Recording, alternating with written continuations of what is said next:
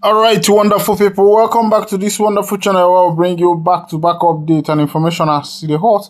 In case you have not joined our social media and what are you waiting for, kindly go ahead and subscribe, like, comment, share, and also remember to on your notification button so that whenever our news drop, you will be the first. We will collect them. Let's go down to the news proper.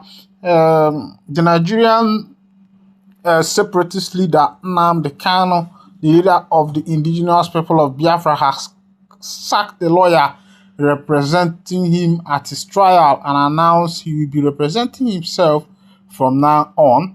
The 58-year-old opened his defense on Thursday, where he judged that the court lacked the jurisdiction to try him, an argument rejected by the judge. Kanu, who heads the indigenous people of Biafra, denied charges of terrorism and incitement to violence. IPOB is seeking independence for what the group calls the Biafra Nation in southeastern Nigeria. Barely 24 hours ago, Kanu listed some high-profile Nigerians as witnesses in his trial, including Abubakar Malami, who was Attorney General at the time of his arrest in 2021. He did not give any reason for his decision to sack his lawyer, and they have not commented. Kanu, who also holds a British passport, said his continued detention after a court of appeal ordered the charges against him to be dropped put the Nigerian government in contempt of court.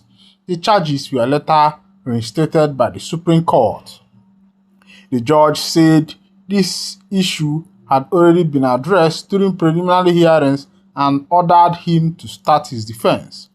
On Monday, Nigerian police fired tear gas to disperse protesters who had gathered in the capital, Abuja, to demand his immediate release. Despite his many battles with the Nigerian government, Kanu remains a cult hero to his followers, especially in southeast Nigeria. IPOB was banned as a terrorist organization in 2017. Its arm wing, the Eastern Security Network, has been accused of killing and other acts of violence in recent years. Kanu was first arrested in October 2015 on terrorism charges, but he jumped bail in 2017 and left the country after a military raid on his home. The court later revoked his bail in March 2019 and ordered his rearrest. 2 years later, the Nigerian government announced his rearrest. His lawyers say he was detained in Kenya, which has not commented on whether it played a role in his deportation to Nigeria.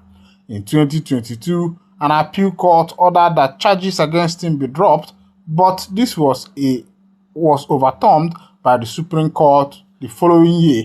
Alright, this is what is currently happening as regards Mazi Nnamdi Kanu. Also, the NIG court on their Roala have also court has given Kanu ultimatum to enter defense or forfeit his right. Let's go down to that particular information. The Federal High Court in Abuja has warned Nnamdi Kanu, the detained leader of the indigenous people of Biafra, that he may forfeit his right to enter a defense in his ongoing terrorism trial if he fails to do so. The warning came on Tuesday from Justice James Omotosho after Kanu, for the fourth consecutive day, declined to open his defense. The prosecution has closed its case and the court had previously overruled Kanu no case submission. Justice Omotosho stated that if Kanu does not open his defense by November 5, he would be deemed to have waived that right. The court had adjourned on October 27 to November, giving Kanu time to file a final written address or begin his defense. At Tuesday's proceeding, Kanu, representing himself, admitted he had not filed the court-ordered final written address but instead submitted a motion and supporting affidavits. He reiterated his refusal to enter a defense, claiming there is no valid charge known to any extant law that is pending against him. Kanu also demanded to be released, stating that he should not remain in detention because there was no valid charge in respect of which he should be further subjected to trial. In response, the prosecuting counsel Adegboyega Awomolo San challenged the validity of Kanu's newly filed documents, arguing they were improperly submitted. Awomolo urged the court to consider the filings as Kanu's final writing address, proceed with adoption of all final addresses, and adjourn for judgment, accusing Kanu of seeking only to delay the trial. Ruling on the matter, Justice Omoto should confirm that the document would be considered during judgment. Acknowledging that Kanu is not a lawyer, the judge noted he should be given the opportunity to consult legal counsel and obtain necessary support. All right, Mazi Nnamdi Kanu that you and I know is Mwokike. It's got to a point now that he is the one defending himself in the courts today, as it is, because the Obodo where he found himself has failed him, and the Obodo has failed everybody. All right, let's go to another information. Remember the naval officer that had issue with Wike. We are hearing Kepu say police don't attack the man for that Abuja. Let's go to that information. But police people, they deny say na lie. Police deny attacking naval officer involving in confrontation with Wike.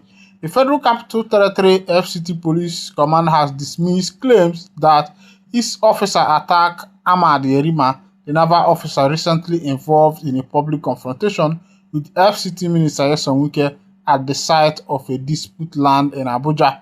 The police described the allegations circulated by Instagram blogger Mazi as false and grossly misleading.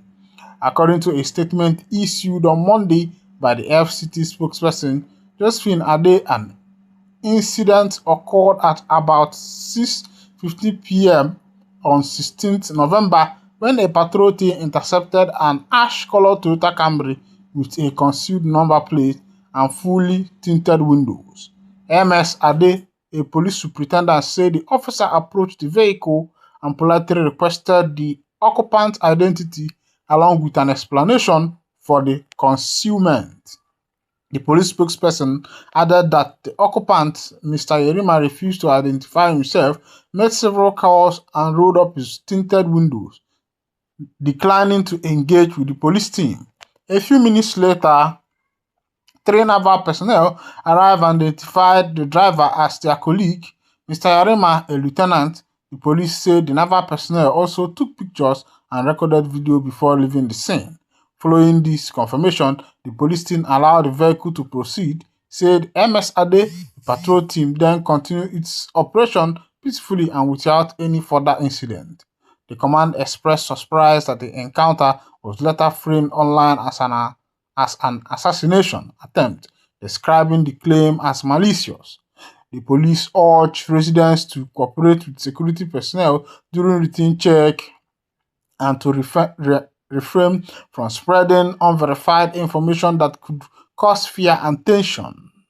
The fresh controversy comes a few days after Ms. Wike and Yerima engaged in a fierce verbal confrontation over a dispute land linked to a former chief of naval staff, Zubaru Gambo.